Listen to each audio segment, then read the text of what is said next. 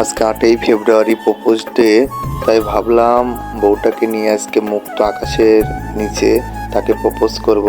তাই তাকে নিয়ে একটু ঘুরতে যাওয়ার উদ্দেশ্য।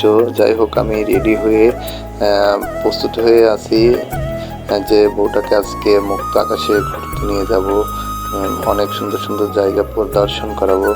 যাই হোক, দেখতে পাচ্ছেন আমার ওয়াইফটাও রেডি হচ্ছে।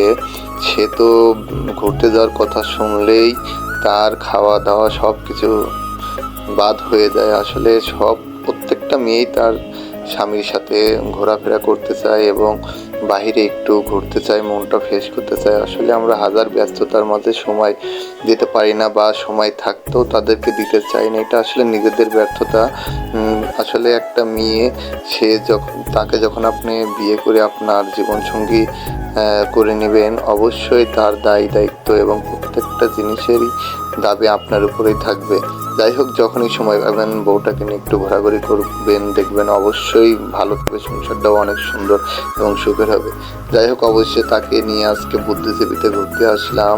বুদ্ধিজীবীর যে বুদ্ধিজীবীর কবরস্থান আছে সেটা তাকে দেখালাম, এবং বুদ্ধিজীবীর শহীদ মিনারের ভিতরে বর্তমানে অনেক সুন্দর মেলা, দোকানপাট, বিভিন্ন রকমারি দোকানপাট উঠেছে।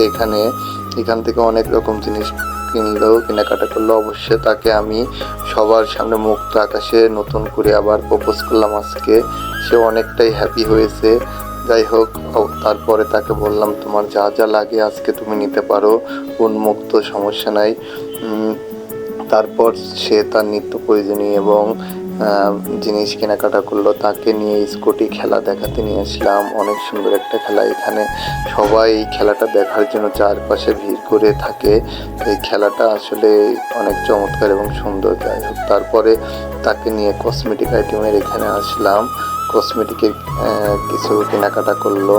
কেনাকাটা করার পরে তাকে নিয়ে অনেক জায়গায় হাঁটা চলাফেরা এবং বিভিন্ন রকম জিনিস তাকে দেখালাম। আজকে যেহেতু একটা প্রপোজের দিন, তাকে নিয়ে একটু ঘোরাঘুরি করলাম। তারপরে তাকে নিয়ে একটু মাজার জিয়ারত করতে যাচ্ছি। এটা মিরপুর হযরত শাহ আলী বাগদাদী রাদিয়াল্লাহু তাআলা মাজার শরীফে দান পাচ্ছে। সে কিছু টাকা দান করলো, তার মনে হয়তো ফাইনালি নিয়ে কিছু ছিল, তাই সে মাজার শরীফে দান করলো।